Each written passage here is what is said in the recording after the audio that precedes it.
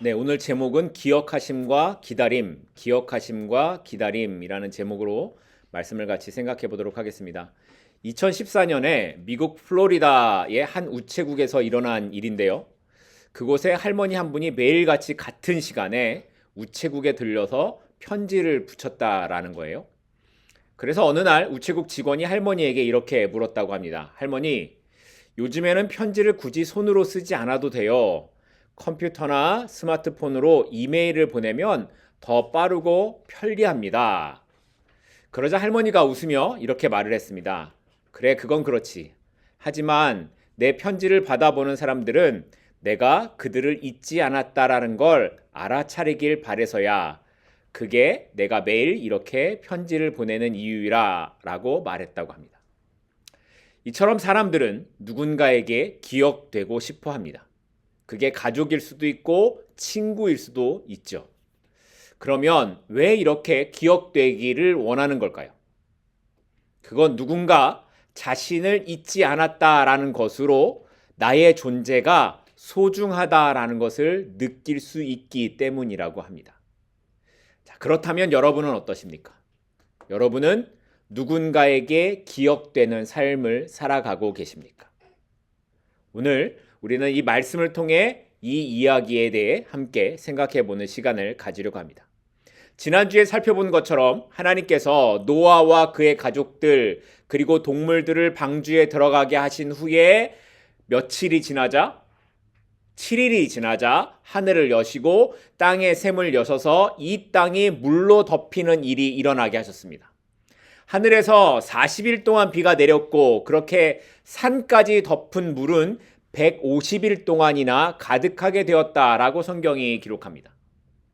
이 땅에서는 아무것도 살 수 없는 죽음의 시간이 150일을 지나가고 있었던 거예요. 자, 그런 상황 속에서 오늘 본문 8장 1절은 이렇게 말씀이 시작되고 있습니다. 하나님이 노아와 그와 함께 방주에 있는 모든 들짐승과 가축을 기억하사 하나님이 바람을 땅 위에 불게 하심에 물이 줄어들었고. 자, 오늘 말씀을 보니까 하나님께서 노아와 방주에 있는 들짐승과 가축을 어떻게 하셨다고 합니까? 기억하셨다라고 하고 있어요. 기억하셨다. 그래서 오늘 말씀에서 우리가 생각해 볼 첫 번째 주제가 뭘까요? 기억하심. 하나님의 기억하심입니다. 하나님께서 노아를 기억하셨습니다. 그런데 이 기억하셨다라는 것은 단순히 기억한다, 회상한다라는 이런 뜻에 초점이 있는 것이 아니라 그 기억 이상의 특별한 의미가 있다라는 것을 우리가 짐작할 수 있습니다. 왜냐하면 모든 것이 죽음의 시간을 지나가고 있는 그때에 하나님께서 노아를 기억하셨다라고 하니까 여기에는 분명히 다른 의미가 있다라는 걸 우리가 짐작할 수 있겠죠. 자, 그렇다면 이 하나님의 기억하심은 어떤 의미가 있는 걸까? 우리가 크게 세 가지로 먼저 생각해 보려고 합니다. 첫 번째, 하나님의 기억하심은 신실하심의 표현이라는 거예요. 하나님이 기억하셨다라는 건 하나님의 신실하심에 대한 표현이라는 거예요. 성경에서 기억한다라는 것은 단순히 무언가를 잊지 않았다라는 것을 뜻하는 게 아닙니다. 하나님이 노아를 기억하셨다라는 것은 하나님께서 노아에게 하신 약속을 지키고 계심을 보여주고 있는 말씀이라는 거예요. 노아는 하나님의 명령에 따라 방주에 들어갔습니다. 그리고 구원을 받았지요. 그렇지만 그 시간이 노아에게 마냥 좋은 시간이지는 않았을 거예요. 인간적으로 보면 노아에게 그 시간은 힘들고 고통스러웠을 거예요. 왜냐하면 사방에서 사람들의 비명소리가 들리고 죽음의 소리가 들려왔을 것이고 방주 위로 쏟아지는 물과 흔들리는 배 안에서 노아는 살았다라는 안심과 함께 이제 어떻게 살까? 이제 어떻게 될까? 하는 두려움도 있었을 겁니다. 그런데 그때에 성경이 이렇게 기록하는 겁니다. 하나님이 노아와 그와 함께 방주에 있는 모든 들짐승과 가축을 기억하셨다. 아무것도 보이지 않는 상황에 있던 그때 하나님께서는 하나님의 약속을 잊지 않으셨습니다. 하나님께서는 노아를 구원하겠다라는 그 언약을 마음에 두셨고 정확한 때에 하나님의 일을 보여주셨습니다. 이렇게 기억한다라는 건 하나님께서 하신 그 약속을 잊지 않고 성취하신다라는 의미입니다. 마찬가지로 하나님께서는 약속하신 구원을 이루시기 위해 언제나 신실하심으로, 변하지 않는 그 신실하심으로 우리를 기억하고 계십니다. 우리가 혼돈과 두려움에 있는 그 시간에조차 하나님께서는 신실하신 하나님의 약속을 이뤄가시며 우리를 기억하심으로 만나고 계신다라는 거예요. 그래서 히브리서 10장 23절을 보면 히브리서 기자가 이렇게 말씀하고 있습니다. 약속하신 이는 미쁘시니 우리가 믿는 도리의 소망을 움직이지 말고 굳게 붙잡자. 약속하신 하나님은 신실하시다. 그러니 우리가 믿는 소망에서 흔들리지 말고 굳게 붙잡고 살아가자는 겁니다. 변함없으신 하나님의 신실하신 약속이 뭐였다라고요? 내가 너를 기억한다라는 거예요. 바라기는 우리 모두가 이 기억하시는 하나님을 믿고 신앙으로 살아내는 우리 모두가 되기를 소망합니다. 두 번째, 하나님의 기억하심은 어떤 의미가 있는가? 언제나 함께 하신다라는 표현이라는 거예요. 홍수가 시작된 후에 노아는 방주 안에서 150일 동안 온 세상이 물에 잠기는 것을 경험했습니다. 그리고 150일 동안 물이 빠져나가는 걸 경험하고 있는 거예요. 그 시간 동안 노아에게는 무슨 생각이 들었을까요? 아니, 그 방주 안에서 그 많은 동물들을 돌아보는 일이 노아에겐 어떤 부담이 되었을까요? 여러분, 돼지우리에 가서 돼지우리를 일주일만 안 치워도 냄새 악취가 엄청날 거예요. 그런데 지금 노아는 방주 안에서 300일을 지내고 있어요. 동물들과 함께. 얼마나 힘들었을까요? 그러니까 보세요. 밖에서는 죽음의 물소리가 들리고 있고요. 안에서는 동물들을 돌봐야 하는 힘든 시간을 지나가는 거예요. 그런데 문제는 이 시간이 언제 끝날지 모른다라는 거예요. 방주를 노아 맘대로 운전할 수 있는 것도 아니고 어디에 멈추게 될런지 노아가 알지도 못합니다. 그리고 설사 방주가 멈추게 되더라도 그때가 돼서 노아가 밖에 나가면 세상에 남은 사람은 누구예요? 자기 가족밖에 없어요. 노아는 방주 안에서 이렇게 외로움과 두려움과 힘듦의 시간이 언제 끝날지 알지 못하는 시간을 지나가고 있습니다. 그런데 마치 이 모습이 우리가 살아가는 인생의 모습과 같지 않은가 하는 생각을 하게 됩니다. 우리가 경험하는 어려움들도 노아의 모습과 크게 다르지 않을 거예요. 그런데 그때 하나님이 우리를 어떻게 하신다고요? 기억하신다라는 거예요. 그 어려움의 시간에 혼자 두시는 것이 아니라 함께 하신다, 기억하신다라고 말씀하고 있는 거예요. 하나님은 노아에게 방주로 들어가라 라고 말씀하신 후에 그냥 눈 감고 계시다가 잠깐 틈나면 와서 보시는 그런 모습이 아니셨습니다. 노아의 시간에 함께 하셨고 그가 느끼는 외로움과 고난에도 함께 하셨습니다. 그것을 오늘 표현이 뭐라고 말씀하고 있다고요? 기억하셨다라고 말씀하고 있는 거예요. 마찬가지로 하나님께서는 우리의 삶에도 그렇게 우리를 기억하고 계십니다. 언제나 우리를 잊지 않으시며 우리와 함께 하시는 하나님. 우리가 살아가는 모든 시간 속에서 우리를 지키시고 우리를 안고 가시는 그 하나님의 일하심이 있음을 믿을 수 있는 저와 여러분이 되기를 바랍니다. 세 번째, 하나님의 기억하심은 새로운 시작을 주시는 분이다라는 표현입니다. 하나님께서 노아를 기억하신 후에 바람을 보내어 물이 줄어들게 하셨죠. 그리고 결국에 방주는 산 위에 머물게 됩니다. 이것은 단순히 생존했다라는 의미가 아니라 새롭게 시작되는 희망을 뜻하는 것이었습니다. 우리의 삶에서도 하나님은 이렇게 우리를 기억하고 계십니다. 우리가 고난에 버티고 있을 그때에 하나님께서는 그 끝에 새로운 시작을 준비해 두시고 우리가 어렵게 한 걸음을 내딛는 그 순간에 하나님께서는 우리를 기억하셔서 우리를 향한 하나님의 회복의 때를 준비하고 계신다라는 겁니다. 우리가 겪고 있는 삶의 홍수가 있습니다. 우리가 겪고 있는 고난과 시련이 있어요. 그런데 그 상황 속에서도 하나님은 노아에게 일하셨던 것처럼 오늘 동일하게 일하고 계십니다. 우리의 죄로 인해 실패한 시간이어도 하나님은 우리를 기억하시고, 우리가 힘들고 낙심되어질 만한 상황에서도 하나님은 우리를 기억하시고 우리가 돌아오기를 기다리고 계신다는 겁니다. 이것이 지금도 우리를 기억하시는 하나님의 사랑이고 은혜이며 구원의 모습입니다.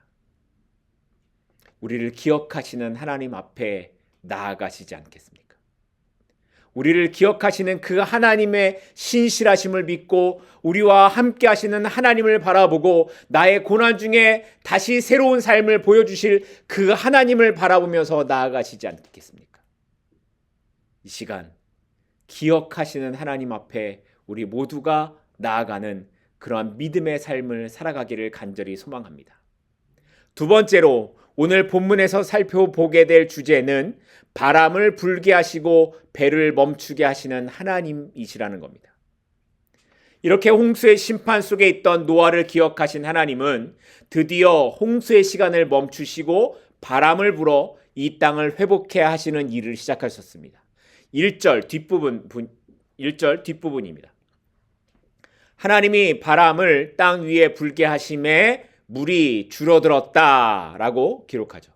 여기 하나님이 바람을 땅 위에 불게 하셨다라고 하는데 여기 우리말 성경에는 그냥 바람이라고 번역하고 있는 단어가 히브리어로는 루아흐입니다. 이 뜻은 바람이라는 뜻도 있지만 영이나 성령이라는 뜻도 있습니다. 볼까요? 창세기 1장 2절입니다. 땅이 혼돈하고 공허하며 흑암이 깊음 위에 있고 하나님의 영은 뭐요? 하나님의 영은 수면 위에 운행하시느니라. 여기 하나님의 영이라고 할 때 이 영이라는 단어가 8장에 나와 있는 바람과 똑같은 루아흐입니다. 그러니까 하나님께서 바람을 땅 위에 불게 하신 것은 단순히 날씨를 조절하신 것이 아니다라는 것을 알 수 있죠. 마치 창조의 시간의 혼돈과 어둠 속에서도 하나님의 영이 질서를 세워 가셨던 것처럼 홍수 이후에 바람과 성령의 물로 가득했던 그 세상에 하나님이 질서를 세우시고 생명의 기운을 불어 넣으시는 것을 바람을 부르셨다라는 것으로 표현하고 있다는 거예요. 그러니까 물로 덮여있던 세상이 그냥 자연적인 현상으로 물이 자연스럽게 빠져나가는 것이 아니라 하나님께서 바람과 같은 성령의 역사를 통해 새로운 시작, 다시 새롭게 시작하시는 세상의 시작을 보여주고 계신다라는 것을 말씀하고 있는 겁니다. 도무지 물이 줄어들지 않을 것 같아 보여도, 도무지 인간의 힘으로, 나의 힘으로 해결할 수 없는 그런 상황과 같아 보여도 하나님의 바람이 불기 시작하면 드디어 물이 밀려가고 산이 드러나며 새로운 세상이 나타나게 됩니다. 이렇게 하나님께서는 우리의 삶에서도 동일하게 일하신다라는 겁니다. 우리의 삶이 홍수 속에 있는 것처럼 모든 것이 잠겨 있는 그때에 어떻게 해결할 수 없어서 길을 잃고 헤매고 있는 것 같은 그때에도 하나님께서 성령의 바람을 부르시면 우리의 상황이 변화되고 새로운 시작이 가능하게 된다라는 것을 말씀하고 있는 겁니다. 그러니 우리의 삶이 어떻게 될지 모르는 물속에 잠겨 있는 것 같은 그때에 우리가 바라볼 것은 어디라고요? 하나님 한 분이시라는 겁니다. 그 하나님만이 잠겨있는 모든 것을 성령의 바람으로 밀어내시고 우리를 회복해 하시며 우리에게 생명을 주실 수 있기 때문입니다. 이 하나님의 일하심, 하나님께서 부르시는 그 바람 앞에 우리 모두가 엎드릴 수 있는 그런 삶이 될 수 있기를 바랍니다. 이렇게 하나님께서 물이 물러가게 하신 지 이제 150일이 지났을 때 드디어 방주가 어딘가에 걸려 움직이지 않게 되었습니다. 오늘 본문 4절입니다. 일곱째 달 곧 그 달 11의 날에 방주가 아라랏산에 머물었다라고 기록하고 있습니다. 방주가 어디에 멈췄다고요? 아라랏산. 그래서 우리는 보통 노아의 방주가 아라랏이란 산에 멈추게 되었다라고 생각하는데, 사실 아라랏이란 명칭은 하나의 산을 말하는 것이 아니라 그 지역 전체를 말하는 것이라고 합니다. 그러니까 아라랏이란 지역에 산맥이 있었고요. 그 산맥 중에 한 산 봉우리를 아라랏산이라고 불렀다라는 거예요. 그런데 여기서 우리가 생각해 봐야 하는 것은 이 아라랏산이 어디에 있었는가 하는 것이 아니라 어떻게 노아의 방주가 이렇게 멈추게 되었는가 하는 것입니다. 하나님께서 노아에게 방주를 만들라고 하셨을 때 그 배에는 항해에 필요한 어떤 장치나 도구가 하나도 없었습니다. 방향을 제어하는 장치도 없었고, 배라면 당연하게 있어야 되는 돛이나 닷도 없었습니다. 그러니까 노아의 의지대로 움직이게 할 수 있는 게 하나도 없었다라는 거예요. 그러니 노아가 뭘 할 수 있었겠습니까? 노아는 아무것도 할 수 없었습니다. 그냥 하나님의 인도하심에 맡기고 방주 안에서 기다렸더니 너무나 자연스럽게 배가 어디에 걸려서 심지어 깨지지도 않고 아라랏산에 멈추게 되었다라는 겁니다. 그러니까 이렇게 방주가 멈추게 된 것은 우연히 물이 가라앉다가 그렇게 된 것이 아니라 하나님의 인도하심이 완전하게 있었다라는 것을 보여주는 말씀이라는 거예요. 마치 하나님께서 방주의 키를 잡고 운전하셨듯이 그렇게 하나님께서 계획하신 목적지로 노아와 그 안에 있던 모든 생명을 이끌어 가셨다라는 겁니다. 그런데 우리의 삶에도 이런 일이 일어난다라는 거예요. 우리의 삶에도 이런 일이 많이 일어난다라는 거예요. 우리가 살아가다 보면 내가 어떻게 할 수 없는 상황, 내가 조정할 수 없는 어떤 상황을 만나게 될 때가 있습니다. 어디로 가야 하는지도 모르고 어떻게 살아갈 수 있을까조차도 모르는 그런 상황을 만나게 될 때가 있습니다. 그런데 그때가 바로 어떤 때라는 거예요? 하나님께서 조정하셔야 하는 순간이라는 겁니다. 하나님을 의지하지 않으면 도저히 살아갈 수 없는 그런 순간을 하나님이 만나게 하신다라는 거예요. 그리고 그렇게 우리가 하나님께로 나아가면 하나님이 나의 삶을 조정하십시오라고 나아가면 하나님이 어떻게 하신다고요? 하나님께서 우리의 삶을 하나님의 계획과 방법대로 우리는 전혀 알지도 못하는 미래와 생각할 수도 없는 방법으로 우리를 이끌어 가신다라는 겁니다. 그러니 혹시 지금 방주 안에서 아무것도 할 수 없는 것 같은 때를 지나가고 있다면 지금 나의 삶의 방주를 하나님께 맡기시길 바랍니다. 왜냐하면 그 하나님께서 우리를 가장 안전한 곳에 이르게 하시는 분이기 때문이라는 겁니다. 이제 마지막으로 오늘 본문에서 살펴보려고 하는 주제는 기다림이라는 주제입니다. 이렇게 하나님의 인도하심을 따라 아라랏산에 머물게 된 노아는 어떤 삶을 그러면 살아갔을까? 오늘 말씀을 보도록 하겠습니다. 6절, 7절입니다. 6절부터 7절입니다. 40일을 지나서 노아가 그 방주에 낸 창문을 열고 까마귀를 내놓음에 까마귀가 물이 땅에서 마르기까지 날아 왕래하였더라. 10절입니다. 또 7일을 기다려 다시 비둘기를 방주에서 내놓음에 12절입니다. 또 7일을 기다려 비둘기를 내놓음에 다시는 그에게로 돌아오지 아니하였더라. 자, 방주 안에 있는 노아가 뭐 하고 있습니까? 방주가 멈춘 것을 알고는 처음에는 40일을 기다립니다. 그래서 까마귀를 내보내보죠. 그리고 또다시 7일을 기다렸다가 비둘기를 내보내봅니다. 그리고 다시 7일을 기다렸다가 비둘기를 또다시 내보내봅니다. 여기에 노아의 가장 큰 장점이 보이고 있어요. 그게 뭘까요? 기다린다라는 거예요. 노아는 방주가 멈추었다고 즉시 방주 문을 열고 나가지 않았습니다. 심지어 까마귀가 돌아오지 않고 비둘기가 감람나무 잎을 물고 왔는데도 나가지 않아요. 노아는 그냥 기다리고 있습니다. 언제까지요? 하나님의 때까지 기다리고 있어요. 방주의 문을 닫으신 하나님께서 방주의 문을 여실 때까지 노아가 기다리고 있는 거예요. 우리가 앞에서도 살펴봤듯이 방주 안은 살기에 쾌적한 공간이 절대 아닙니다. 하루라도 빨리 나가고 싶은 마음이 들 수밖에 없던 그런 공간이에요. 그런데 노아는 서둘러 나가고 싶은 자신의 생각을 앞세우지 않았습니다. 그는 여러 방법을 사용해서 주변의 상황들을 알아보고는 있지만 마지막 결정은 뭐예요? 하나님의 때를 기다리는 것으로 끝이 나고 있습니다. 저는 말씀을 묵상하면서 이게 노아의 대단함, 아니 노아가 하나님 앞에서 잘 살 수 있었던 그 이유가 이런 모습 때문이 아니었을까 하는 생각을 해봤습니다. 처음에 하나님께서 노아에게 방주를 만들라고 말씀하신 후에 그 시간이 얼마가 흘렀다고요? 120년이 흘렀습니다.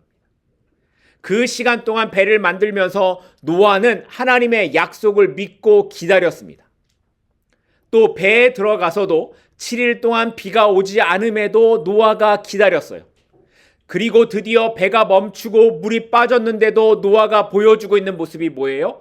여전히 하나님을 믿고 하나님의 시간을 기다렸다라는 거예요. 그런데 이런 노아의 모습과 우리의 모습은 어떤 차이가 있습니까? 우리가 하나님을 믿는다라고 하면서 살아가는 삶의 모습에서 가장 많은 실수를 하는 게 뭘까요?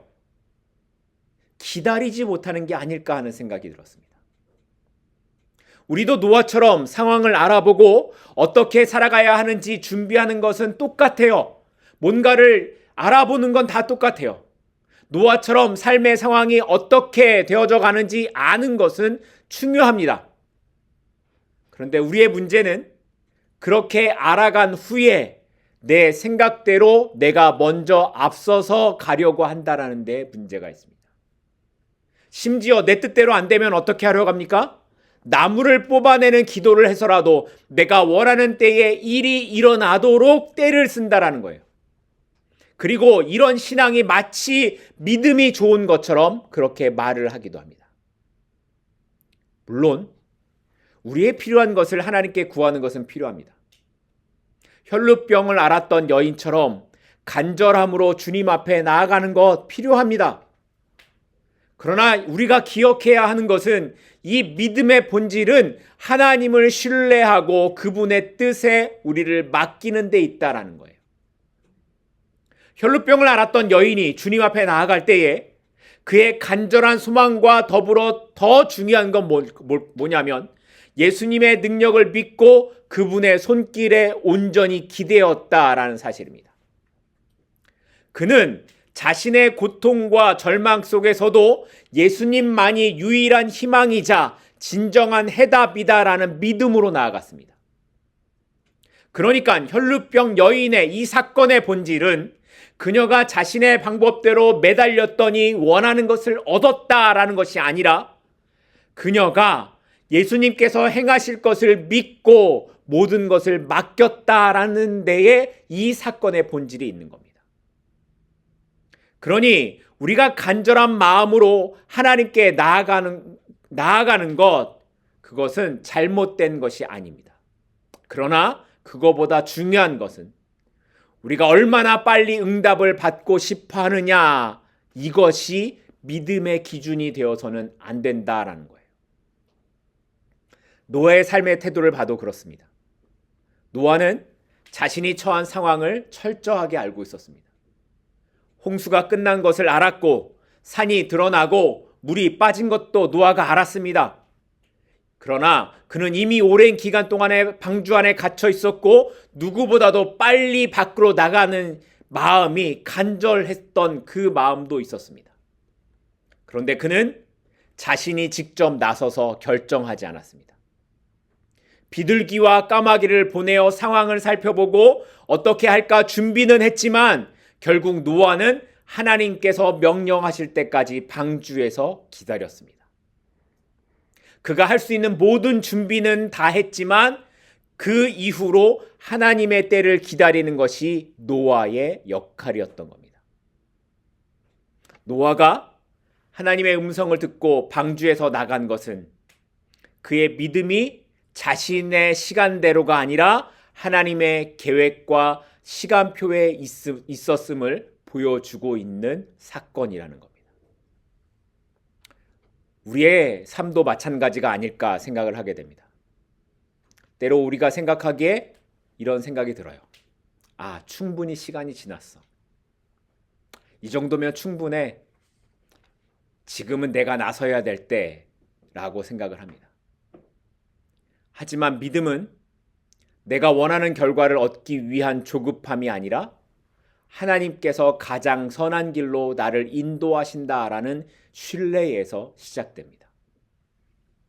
비록 지금 그분의 시간이 비록 우리 눈에는 더딘 것처럼 보일지라도 우리는 하나님의 완전한 계획을 믿고 기다릴 수 있어야 합니다. 그리고 성경은 이것을 믿음이라고 말합니다. 그러니까 기다림이란 단순히 수동적인 행위를 말하는 것이 아닙니다. 기다림은 하나님의 주권을 인정하고 그분만이 나의 삶을 이끄신다는 확신 속에서 기도하며 준비하는 시간입니다. 바라기는 우리의 삶의 모습이 이런 기다림의 신앙으로 살아가게 되기를 소망합니다. 하지만 그럼에도 기다림의 신앙으로 산다는 것이 여러분 쉽지 않을 겁니다. 언제나 순간순간마다 내 안에 내가 먼저 하고 싶은 마음이 일어날 겁니다.